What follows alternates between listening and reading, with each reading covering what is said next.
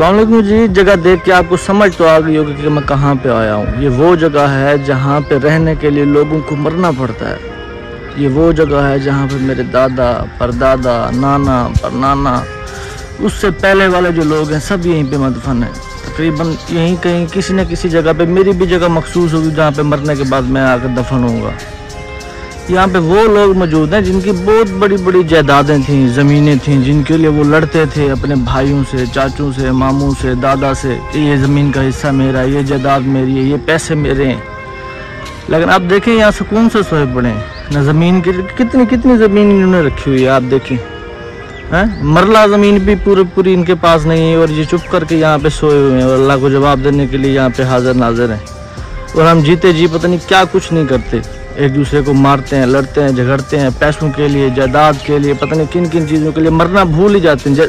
देखिए हम भूल जाते हैं कि यार मैं अगर पैदा हुआ, हो सकता है मैं साल बाद फोत हो जाऊँ, फ़ौरन फोत हो जाऊँ, हो सकता है मैं 10 साल बाद। ये ज़िंदगी का कोई मखसूस हमारा हिस्सा है ना। कोई 300-400 साल भी जिया है, नहीं जिया ना, 60 साल ज़्यादा से ज़्यादा, वरना 50 साल 40 साल के बाद हम मर जाते हैं। लेकिन हम मरना बिल्कुल भूल जाते हैं पैदा होने के बाद।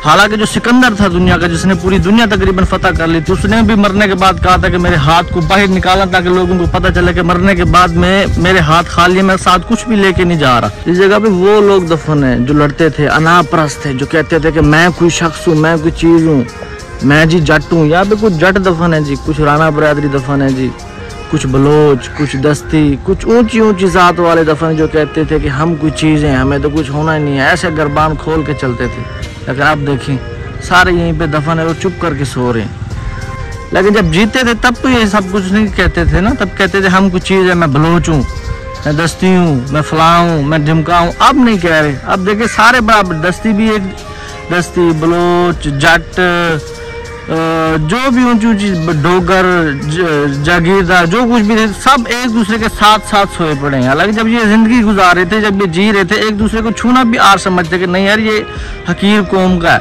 नहीं यार ये हमसे नीचे है, हम इससे अफजल हैं।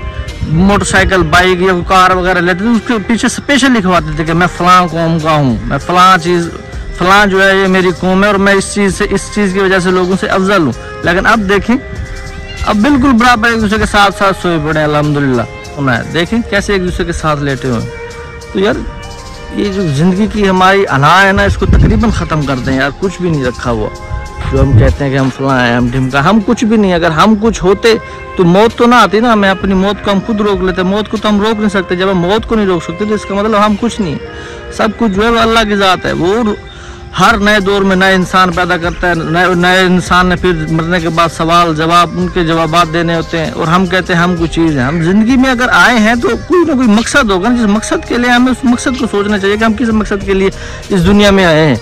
कि हम 40 साल जिए, 50 साल जिए, जिस मकसद के लिए आए वो मकसद हमें ढूंढना चाहिए कि उसके बाद हमने मौत, मरना, कब्र में जाना है। उसके बाद अल्लाह ने जिस मकसद के लिए हमें भेजे उसका हमने जवाब देना है। और हम यहाँ पे आके दुनिया में गर्क हो गए, जायदाद इकट्ठी कर रहे हैं, पैसे इकट्ठे कर रहे हैं, पता नहीं क्या क्या कर रहे हैं। हमारी सोच है कि अगर वो थोड़ा सा ऊंचा चला गया तो मैं उससे डबल ऊंचा चला जाऊँ। अगर उसके पास लाख रुपए तो मेरे पास 3 लाख रुपए आ जाए, मैं ऐसे ऐसे काम करूँ। हालांकि अल्लाह ने तो हमें पैसा इकट्ठा करने के लिए नहीं भेजा ना। वो किस मकसद के लिए भेजा होगा? अपनी इबादत के लिए भेजा है या लोगों के हकूक़ वाली बात पूरे करने के लिए भेजा है?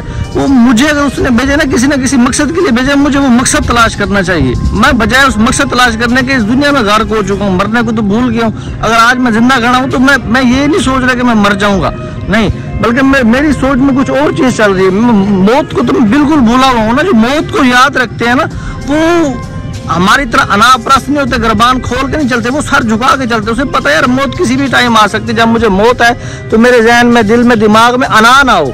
अना बिल्कुल ख़त्म। जब हमारी हो जाती है ना तब हम अल्लाह के करीब हो जाते हैं। अब सोचें कि अब हम अल्लाह के करीब हैं या नहीं। अगर हम अल्लाह के करीब होते ना, हमारे जो भी सवाल जहन में, दिमाग में आते हैं, हम बोलते तो अल्लाह हमारे वो सवालों के जवाब देता। क्या आपको भी आपके सवालों के जवाब मिलते? अगर नहीं मिलते तो आप सोचें कि खुदा हमसे खफा तो नहीं है, नाराज़ तो नहीं है। तो ये देखें सारे अल्हम्दुलिल्लाह यहाँ पे लेटे हुए हैं। अनकरीब हमारी भी जगह यहीं पे होगी। बाकी उसने तो जी इंसान, अल्लाह ने तो जी इंसान बनाते रहना है, उन्हें मारता रहना। क्योंकि आदम अलैहिस्सलाम से इंसान पैदा हो रहा है, बन रहा है, फोत हो रहा है, फिर नया इंसान पैदा हो रहा है, वो फोत हो रहा है। आप देख लें हमारे दादा, परदादा, उनसे पहले वाले कितने लोग आए, फोत हो गए। किस मकसद के लिए अल्लाह ने हमें पैदा किया होगा, बस उस मकसद को देखें। हम तो आ गए ना इस दुनिया में, मनपसंद हमें लड़की चाहिए, शादी हो गई, शादी होने के बाद आप देखिए हमसे पहले भी कितने लोग थे जिन्होंने मनपसंद शादियाँ की, लड़कियाँ की हासिल की, बच्चे पैदा किए, उसके बाद फौत हो गए। मरना बरहक है, मरने को नहीं भूलना चाहिए हमें। ये देखिए ये जगह दिखाने का मकसद यही है कि हमने इस जगह पे आना, मौत को ना भूलें। बाकी अल्लाह आपका हामी नासुर। अगर आपको मेरी वीडियो अच्छी लगे तो चैनल को सब्सक्राइब करें, हमें फॉलो करें। अल्लाह हाफिज़।